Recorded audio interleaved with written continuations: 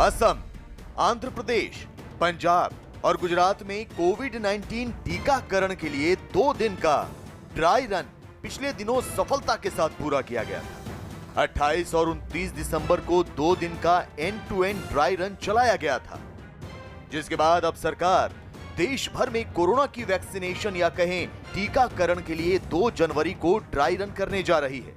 जाहिर है आपके जहन में भी ये सवाल कौंध रहे होंगे कि आखिर टीकाकरण के लिए ड्राई रन क्यों जरूरी है?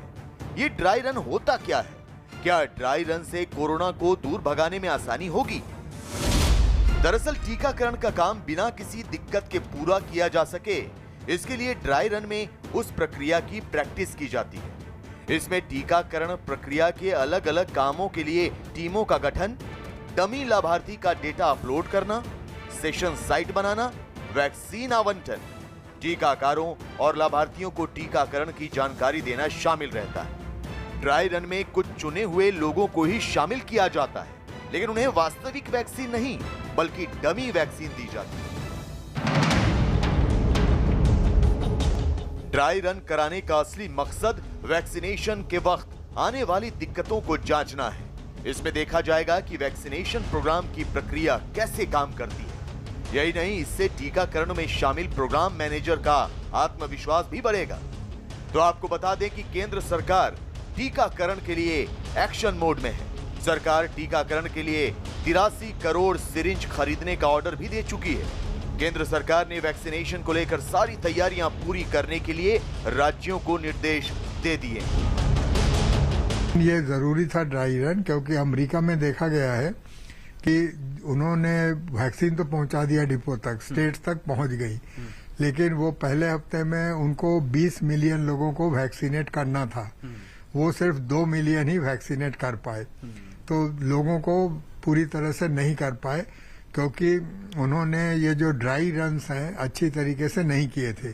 उनका ड्राई रन सिर्फ डिस्ट्रीब्यूशन तक था, लेकिन डिस्ट्रीब्यूशन तो हो जाएगा, उसके बाद जो वैक्सीन अगर लगा नहीं बाजू में तब तो कोई फायदा नहीं हुआ।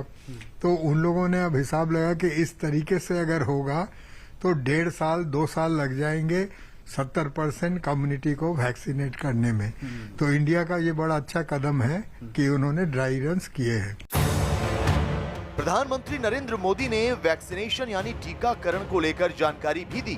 पीएम मोदी ने अपने संबोधन में कहा कि देश में कोरोना वैक्सीन को लेकर तैयारी अपने अंतिम चरण में है। जल्द ही दुनिया का सबसे बड़ा कोरोना वैक्सीनेशन प्रोग्राम शुरू कर दिया जाएगा।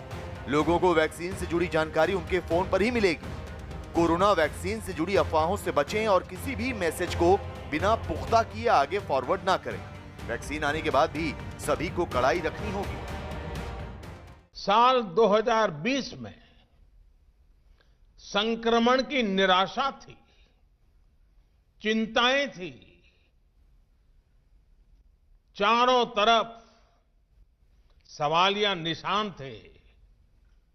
2020 की वो पहचान बन गई, लेकिन 2021 इलाज की आशा लेकर के आ रहा है। भारत में बनी वैक्सीन तेजी से हर जरूरी वर्ग तक पहुंचे, इसके लिए कोशिशें अंतिम चरणों में हैं।